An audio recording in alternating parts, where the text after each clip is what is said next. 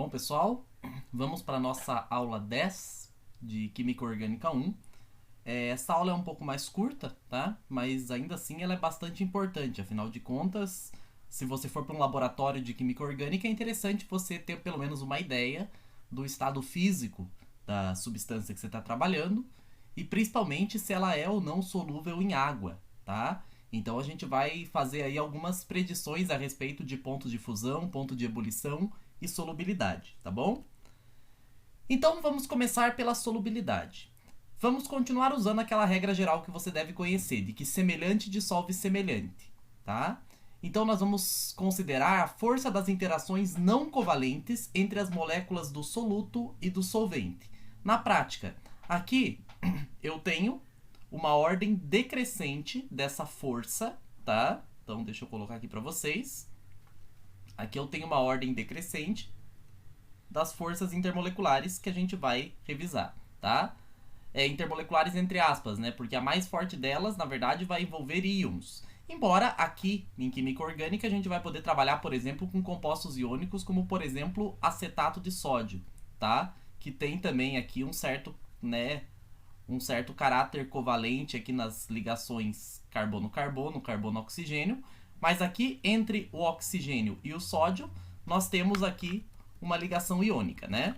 Então, na prática, o que a gente pode esperar aqui é que devido à força de atração muito forte que a gente tem entre compostos iônicos, e esses compostos, esses íons formados aqui, eles também interagem muito bem com a água por forças do tipo íon dipolo, né? Então a gente pode esperar que esses compostos aqui são bem solúveis, tá? Teremos a ligação de hidrogênio, bem conhecida de vocês, forças de polo-dipolo, e a mais fraquinha que seria as forças de dispersão, tá bom? Bom, começando com as forças íon e o íon dipolo, a gente tem que as forças eletrostáticas envolvidas na atração entre cátions e ânions são as mais fortes dentre as mais citadas. Como eu falei para vocês, as forças íon-íon são as mais fortes que a gente tem aqui nessa lista, tá? Quando ocorre a solubilização de um composto iônico, aqui a gente pode pensar, por exemplo, como se fosse um cloreto de sódio, né? Os íons formados são solvatados pelo solvente através de interações do tipo íon-dipolo. Então foi mais ou menos aquilo que eu expliquei para vocês. Vamos supor que isso aqui seja um cristal então de acetato de sódio, tá? Bom, então vamos pensar assim. O que está sendo representado em vermelho está sendo solvatado aqui, está interagindo com o hidrogênio, e o hidrogênio nada mais é do que o dipolo positivo da molécula de água, né? Se você for pensar, a molécula de água, ela tem essa carinha aqui, né? O oxigênio é mais eletronegativo, portanto ele fica com carga parcial negativa. Já que ele é mais eletronegativo, ele atrai para cima dele a densidade eletrônica, ficando com uma carga parcial negativa. Enquanto que os hidrogênios assumem carga parcial positiva por ficarem parcialmente deficientes em elétrons, tá? Então a gente vai considerar que já que o hidrogênio é o dipolo positivo, isso aqui deve ser um ânion negativamente carregado. Então vamos considerar que essa bolinha vermelha aqui é nosso íon acetato. Tá? Agora perceba que nessa situação a interação está se dando através do átomo de oxigênio, que é o dipolo negativo.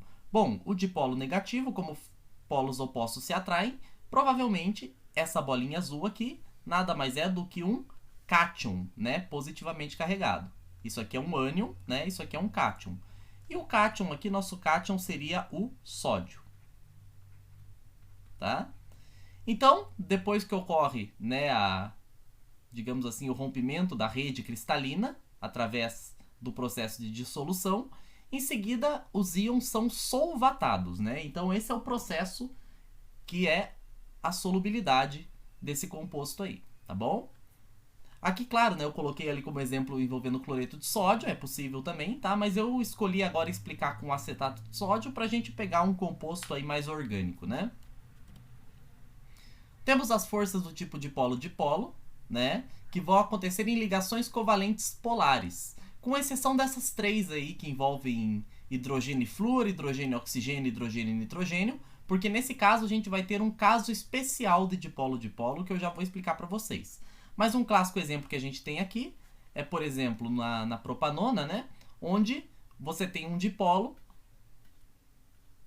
que é formado pelo fato do oxigênio ter carga parcial positiva, porque o oxigênio, por ser mais eletronegativo, atrai a densidade eletrônica da ligação para cima dele.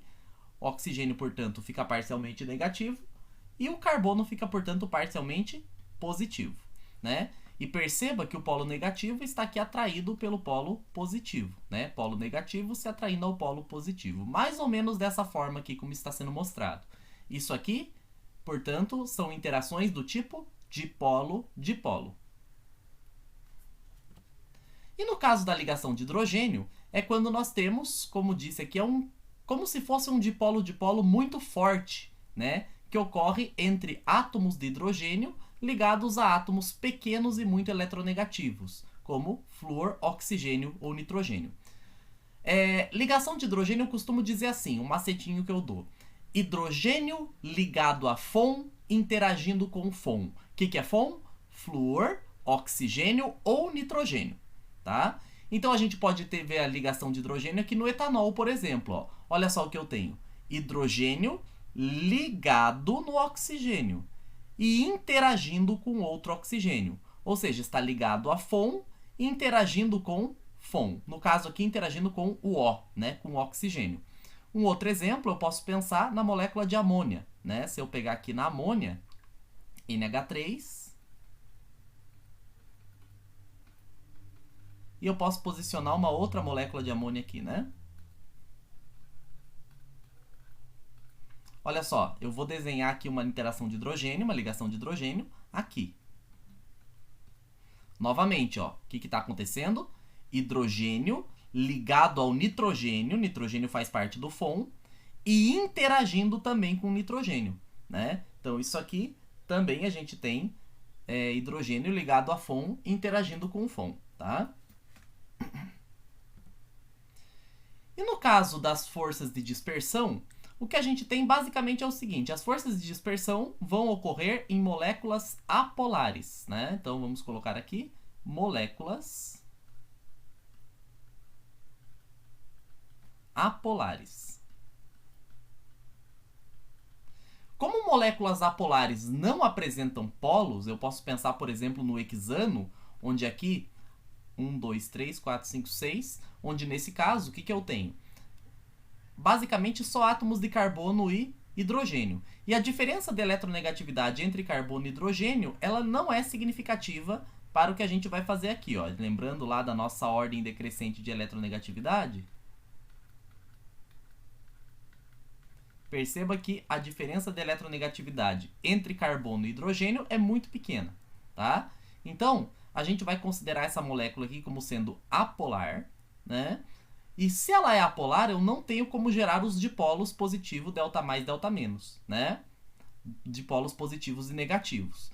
Mas, quando essa molécula de hexano se aproxima de outra molécula de hexano, né, a gente está considerando aqui forças entre moléculas, então não faz sentido a gente analisar a força numa molécula individualmente. A aproximação dessas moléculas vai fazer com que ocorra a polarizabilidade das nuvens eletrônicas, de modo que, basicamente, quando uma molécula se aproxima da outra, ocorre uma repulsão das nuvens eletrônicas, fazendo com que pequenos dipolos sejam gerados. Na verdade, a gente tem aqui os elétrons da molécula, né? Esses elétrons eles não estão parados, eles estão em constante movimento. Então, em algum momento, né, vai acontecer a localização de um dipolo positivo, pequeno, mas vai acontecer, e de um dipolo negativo.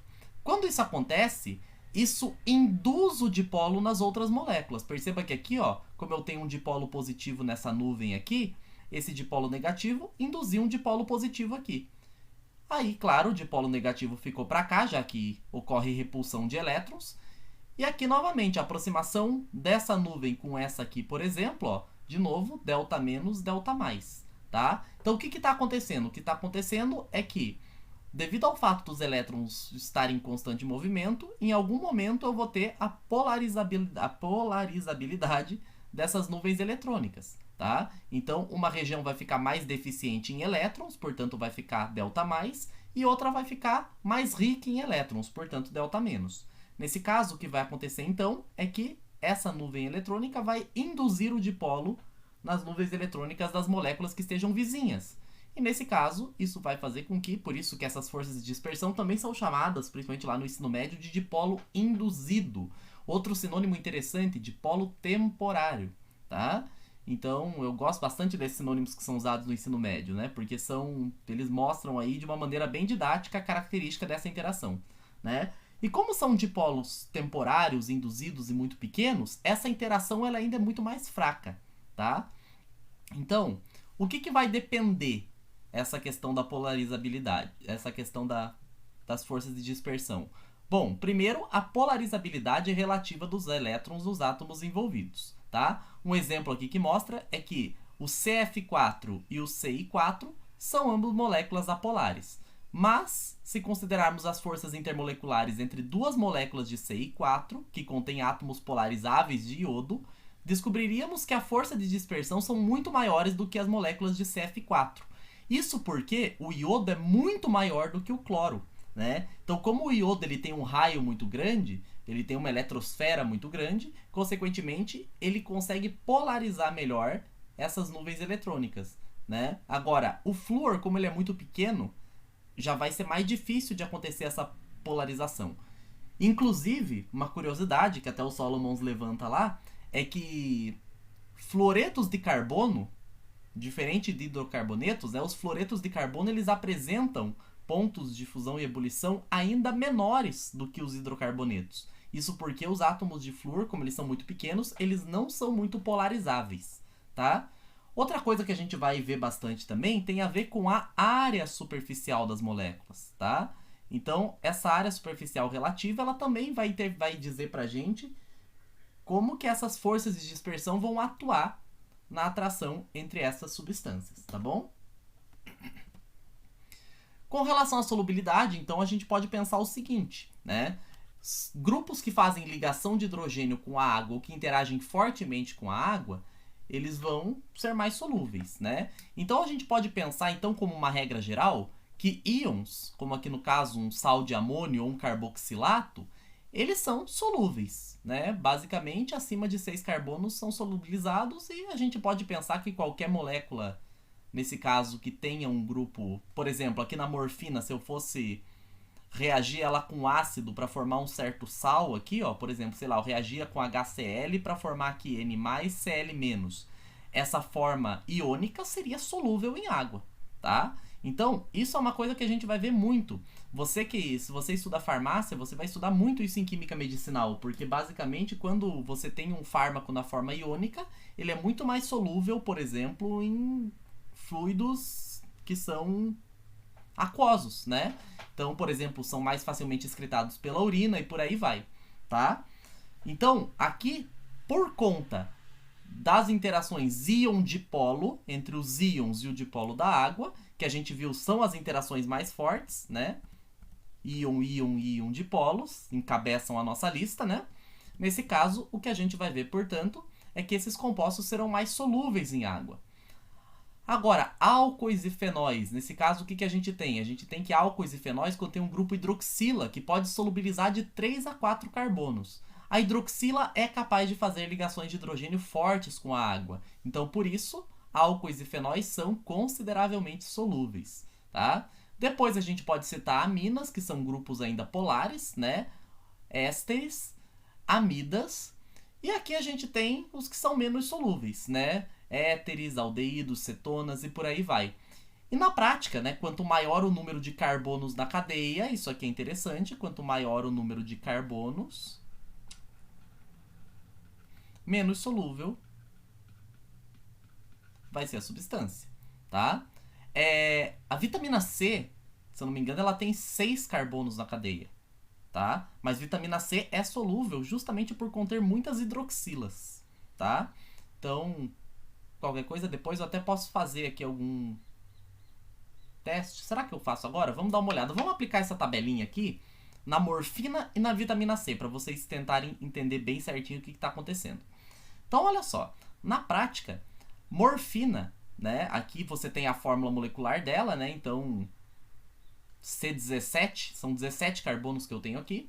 Eu retirei esse exemplo aqui de um slide, eu até vou citar a fonte, E deixar claro, na verdade, que esse link aqui ele tá desativado, né? Eu acho que não é um link mais recente, mas eu gostei tanto dessa tabela que eu, por sorte, eu tinha ela salva. Faz muito tempo que eu tava na aula que a professora apresentou isso aqui, eu gostei demais, mas nunca mais achei em lugar nenhum. Então vou deixar aqui a referência e citar, né, a professora Ângela da UFPR, Departamento de Farmácia, tá?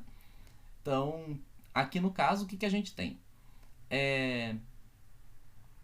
Tá, a morfina, vamos lá. Tem dois grupos OH, e como dois grupos OH solubilizam de 3 a 4 carbonos, então 6 a 8 carbonos serão solubilizados, tá?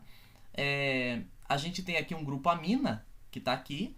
A amina solubiliza 3 carbonos, a princípio, e o éter solubiliza 2 carbonos. Então a gente pode ter aqui de 11 a 13 carbonos solubilizados. Mas a morfina tem 17 carbonos, então ela não é solúvel em água. Na verdade, gente, isso aqui, como eu disse, eu nunca achei em lugar nenhum. Eu só achei nos slides da professora. Eu gostei, eu achei muito didático. Mas dificilmente vão pedir essas informações para vocês. Na verdade, dá pra gente ver no olho que a morfina ela é insolúvel, porque realmente são 17 carbonos e poucos grupos polares aqui, né? A gente tem o éter, que é muito pouco polar, 2 hidroxilas apenas, né? Então, nesse caso aqui, é um tanto quanto difícil você dizer a solubilidade. Mas como eu falei para vocês, eu gosto demais dessa tabela, então eu vou mostrar para vocês agora se a gente for aplicar isso aqui com vitamina C. Então, eu vou só deslizar para o lado aqui e vou ficar brincando aqui com os dois lados. Como eu não lembro a estrutura da vitamina C de cabeça, eu vou tentar procurar aqui na internet. Vitamina C. Molécula. É o ácido ascórbico, né? Deixa eu pegar da Wikipedia aqui mesmo. Aqui. Copiar imagem. A fórmula molecular, ó, C6H8O6. Vamos anotar a fórmula molecular pra gente não perder muito tempo. C6H8O6. Onde será que foi parar? Deixa eu ver. Aqui. Será que eu consigo arrastar pra lá? Só um minutinho. Não, acho que eu não vou conseguir.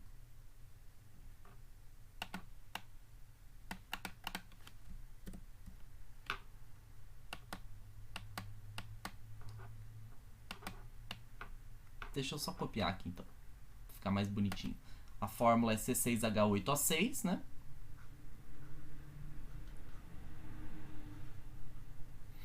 E aqui eu tenho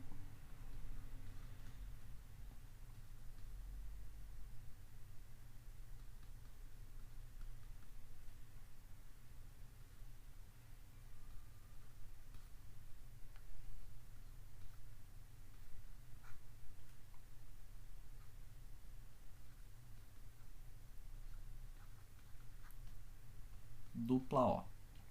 E aqui tem um hidrogeninho para trás. Nem vou representar ele. Mas vamos lá. O que a gente tem aqui? Eu tenho 6 carbonos. Vamos ver quantas hidroxilas eu tenho. Eu tenho aqui 1, 2, 3, 4. Bom, 4 hidroxilas, se eu for pensar aqui que cada hidroxila solubilize 3 carbonos, 4 hidroxilas solubilizariam 12 carbonos, né? Já é bem mais do que eu tenho aqui. Então, isso aqui é solúvel. Por que isso aqui é solúvel em água, então? Porque tem vários grupos funcionais que nós chamamos de grupos funcionais polares. E esses grupos fazem ligação de hidrogênio com a água, podendo então ser solvatados por ela, tá? Outro exemplo legal que a gente pode pensar de um composto orgânico que tem vários átomos de carbono, mas que é bem solúvel em água, é a sacarose. Bom, você sabe que teu açúcar ele é solúvel em água, né? E perceba, ó, aqui eu não vou fazer a tabelinha não, mas perceba que você tem, ó, 1, 2, 3, 4, deixa eu ver se eu não tô contando mais de uma vez, 1, 2, 3, 4, 5, 6, 7, 8. Olha só, eu tenho 12 carbonos aqui e 8 hidroxilas. Eu poderia solubilizar até 24 carbonos aqui, né? Então, por isso, apesar de eu ter uma quantidade de carbonos grande, Isso aqui é bem solúvel em água. Você sabe que açúcar é solúvel em água, né? Você pode descobrir isso na tua cozinha agora mesmo, se você quiser. Então, na prática, o que a gente tem aqui é que, basicamente, quanto mais carbonos eu tiver, menos solúvel. Mas, uma regra geral, quanto mais hidroxilas, mais solúvel. E aqui, claro, estou falando solúvel em água, né? Solúvel em água. Beleza? Temos aqui dois exercícios bem simples, tá? Que dizem o seguinte, ó. Indique as partes hidrofóbicas e hidrofílicas da vitamina A e comente se você espera ou não que ela seja solúvel em água. E faça o mesmo para a vitamina B. Então a vitamina A, perceba que a única parte hidrofílica dela, ficou meio cacofônico, mas tudo bem, é o grupo hidroxila, tá? Então aqui eu vou ter a parte hidrofílica.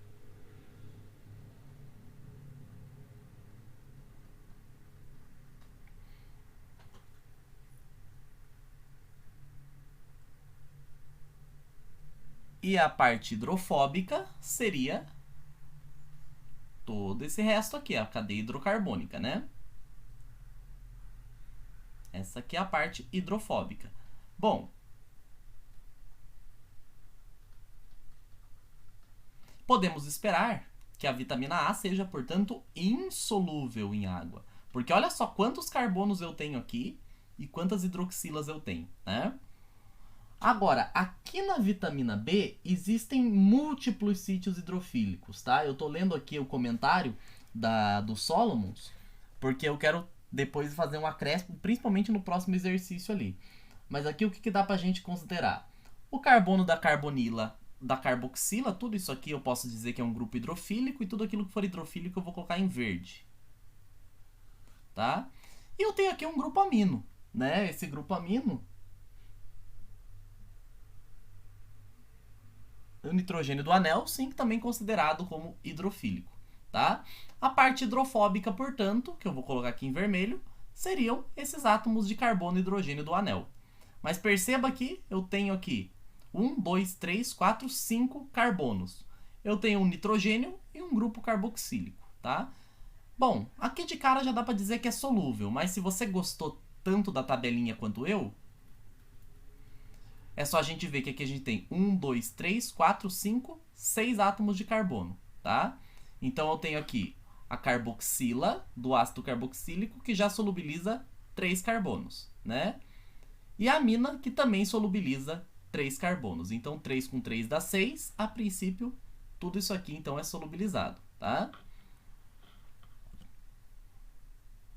Agora a próxima aqui, gente, ele fala basicamente o seguinte: preveja seu comportamento em relação à solubilidade em água e em éter dietílico. Na verdade, isso é uma coisa que eles sempre vão brincar com você, tá? Entre a solubilidade em água e em um solvente orgânico. Aqui no caso, o solvente orgânico é o éter dietílico. O éter dietílico, ele tem uma relativa polaridade, né? Se a gente for analisar aqui, você tem, analisando os vetores momento dipolar, que partem do átomo menos eletronegativo em direção ao mais eletronegativo, né? O vetor resultante vai estar apontando para baixo, então a gente tem uma certa polaridade no éter dietílico. Só que, claro, a água é muito mais polar, né? Porque a água, além, né, dessa configuração aqui da polaridade, ela pode fazer ligações de hidrogênio. Né? O éter dietílico já não tem essa possibilidade. Aqui a gente tem interações do tipo de polo apenas, tá? Então, na verdade, isso aqui, por ser um sal, por ser um íon, a gente pode classificar como solúvel em água. Inclusive é isso que o Solomons faz também, ele dá essa resposta. É solúvel em água e ele também é solúvel no éter. Se você for ver aqui, ele é solúvel em água e em éter etílico.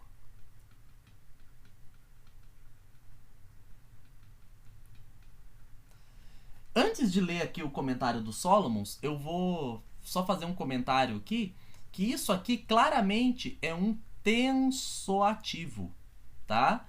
que você vai encontrar principalmente nos seus detergentes, onde uma parte bastante iônica tem muita afinidade pela água e essa parte aqui dessa cadeia hidrocarbônica vai ter afinidade pela fase oleosa, pela fase orgânica, tá? Então, é assim que funcionam os detergentes, né? Basicamente, você tem a parte orgânica, a parte hidrofóbica, que vai interagir com a gordura, né? Quando você passa o detergente lá no teu prato engordurado, quem está interagindo com a gordura o detergente que está perdão, deixa eu repetir a frase.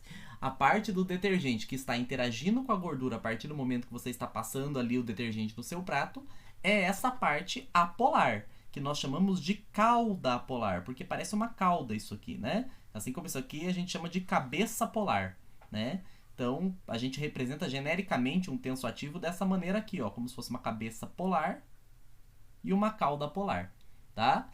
Essa cauda apolar, ela vai interagir com a fase oleosa, com solventes orgânicos, tá? Com tudo aquilo que não é solúvel em água, tá? Então, é isso que vai acontecer. Aí, claro, depois que você passa o seu detergente no prato e a cauda apolar do detergente interage com a gordura, você vai enxaguar, né? Quando você enxágua, a parte que vai interagir com a água é a cabeça polar, tá? E com isso você consegue realizar a limpeza, beleza? Na verdade, detergentes, sabões têm uma característica um pouco parecida, mas eles têm outra...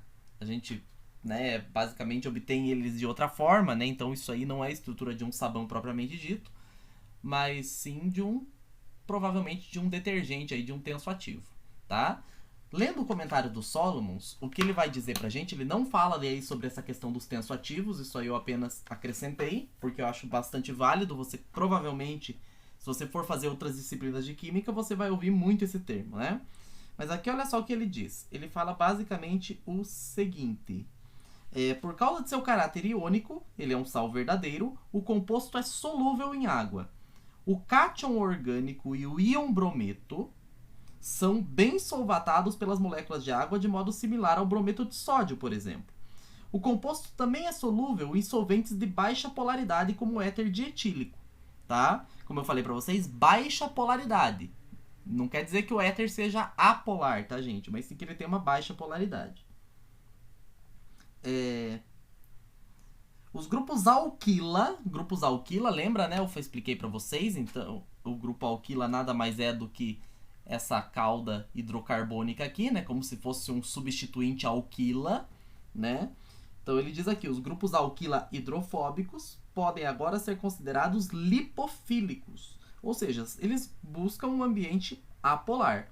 As forças atrativas entre os grupos alquila de diferentes cátions podem ser substituídas em parte pelas forças atrativas de Van der Waals entre esses grupos alquila e as moléculas de éter.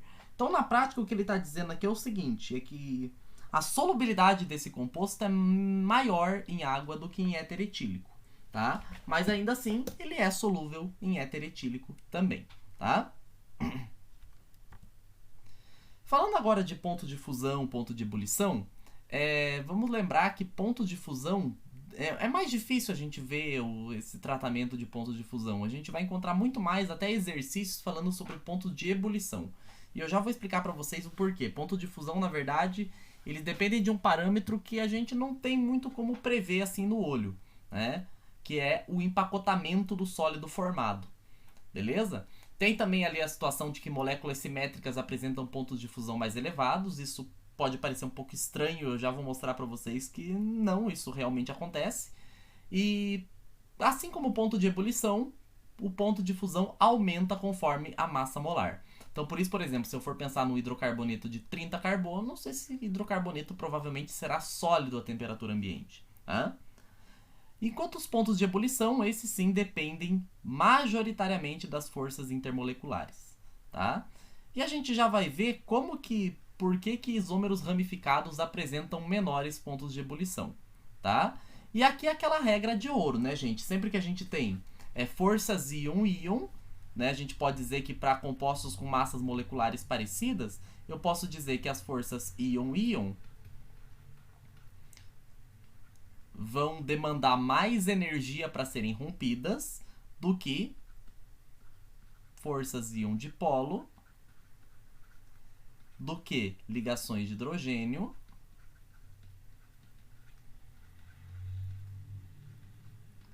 do que dipolo-dipolo.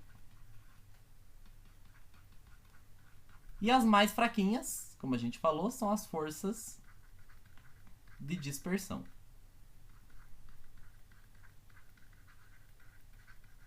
Ou seja, aqui eu vou ter maiores pontos de ebulição, aqui eu vou ter menores pontos de ebulição, tá? Mas antes, deixa eu mostrar para vocês, ó. Percebam, vamos dar uma olhada, principalmente nesses dois casos aqui, ó. Perceba que o álcool térquico-butílico, ele é mais simétrico do que o álcool butílico. E aqui a regra diz que moléculas simétricas apresentam pontos de fusão mais elevados. De fato, tá? Aqui o ponto de fusão é 25 graus Celsius, aqui é menos 90. Mas perceba que o ponto de ebulição, aqui eu tenho um ponto de fusão maior. Aqui eu tenho um ponto de ebulição maior. Como que eu posso explicar isso? Bom, com base no que eu tenho aqui, é fácil explicar, tá? Ponto de fusão depende do empacotamento. Então, moléculas simétricas empacotam melhor e apresentam pontos de fusão mais elevados. Agora, o ponto de ebulição já vai depender das forças intermoleculares. E nesse caso, o que a gente vai ter aqui é o seguinte. Por que que, quando uma substância é ramificada, ela apresenta um ponto de ebulição menor? Aqui vem a explicação. Olha só. Imagine que eu tenho aqui duas moléculas de álcool térquico-butílico interagindo. E eu vou considerar não só as interações de hidrogênio. O álcool térquico-butílico, ele faz ligação de hidrogênio, isso a gente sabe. Mas o que a gente... Bom, o álcool butílico também faz, então eu não vou considerar as ligações de hidrogênio. Eu vou considerar apenas as ligações, as forças de dispersão, tá? Pra gente poder comparar e poder dizer, afinal de contas, por que que o álcool butílico tem um ponto de ebulição tão maior que o álcool térquico-butílico, tá? Então, considerando essas forças, olha só o que a gente tem. Eu posso pensar, aqui eu tenho, vamos pensar assim, a nuvem eletrônica desse álcool térquico-butílico, e aqui eu tenho essa nuvem eletrônica desse álcool térquico-butílico. Entre essas cadeias apolares existirão interações de dispersão, forças de dispersão, aqui, aqui, aqui e aqui, por exemplo. Agora vamos ver o que acontece no caso do butanol, que é o álcool butílico, né? Aqui eu tenho os 1, 2, 3, 4 carbonos, 1, 2, 3, 4 carbonos, tá? Vamos analisar as forças de dispersão entre esta cadeia aqui, hidrocarbônica, e esta cadeia hidrocarbônica aqui. E perceba que nesse arranjo eu tenho muito mais, uma área de interação muito maior. Então, como a área de interação é maior, eu tenho mais pontos de interações de London aqui, tá? Então, como eu tenho mais pontos de interação pelo fato da área aqui ser maior, da área superficial ser maior, é mais difícil eu romper todas essas interações do que romper apenas essas interações. Então, por isso que o álcool butílico tem um ponto de fusão, ponto de ebulição, perdão, maior do que o álcool térquico-butílico. Beleza? Eu vou me ater apenas a esses dois, porque de fato ali no álcool isobutílico, álcool sec-butílico, já vai ficar um pouco mais complicado da gente fazer predições, tá? Uma coisa interessante também, ó, que para alcanos, o que a gente tem é que o ponto de ebulição, perceba que existe uma regularidade, né? Quanto maior o número de átomos de carbono, maior o ponto de ebulição. Agora, para o ponto de fusão, o que a gente tem aqui é uma situação um pouco diferente. Perceba que aqui eu tenho uma situação que, né, uma situação meio em zigue-zague aqui. O que será que está acontecendo, né? Então, na prática, o que acontece aqui é o seguinte. É interessante vocês saberem que, pelo menos aqui, ó, até essa pequena quantidade aqui, até 13 átomos de carbono, né? A gente pode ver que alcanos com números pares de carbono apresentam maiores pontos de fusão. Ou seja, se eu for comparar, por exemplo, vamos pegar aqui butano e propano, né? O butano, ele tem um ponto de fusão de menos 138 graus Celsius. Ou seja, ele é um gás a temperatura ambiente. Agora, a gente esperaria que o pentano, no caso aqui, tivesse um ponto de fusão muito maior, né? E na prática, a gente pode pensar aqui,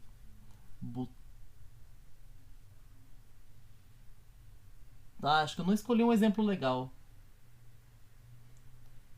Propano. Tá, eu vou escolher um exemplo melhor, gente.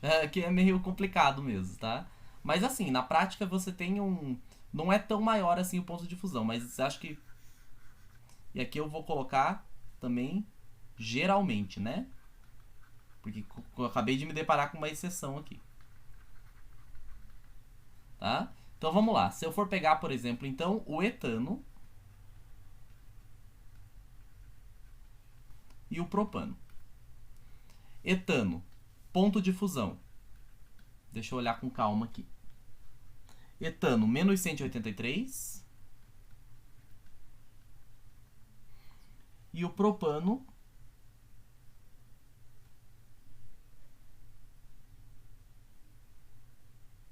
menos 188.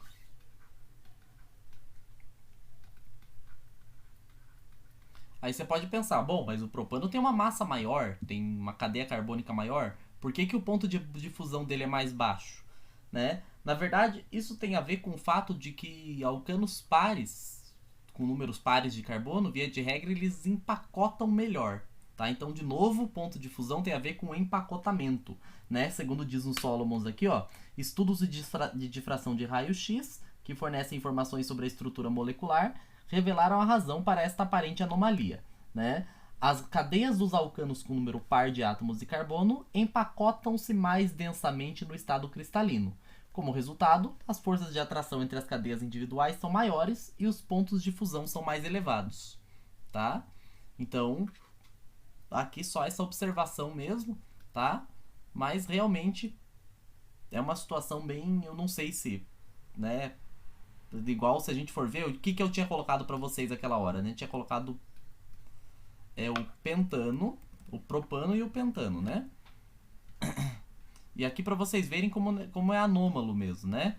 Aqui no caso do, só para vocês não ficarem na dúvida, o butano, menos 138, e o pentano, 130. Menos 130, né?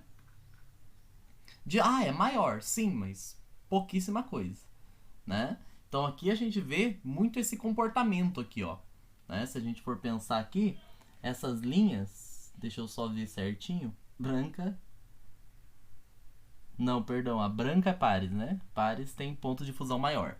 Então vamos só colocar aqui, a linha branca indica alcanos com números pares de carbonos e a linha vermelha, alcanos com números ímpares. E a linha azul, na verdade, ela pega, né, 1, 2, 3, 4, 5, 6, 7. A gente vê aqui uma estrutura em zigue-zague, mas ainda assim um aumento um tanto quanto regular. Né? Se a gente analisa separadamente, a gente vê a situação onde você tem o aumento do ponto de fusão com o aumento da massa molar. Tá?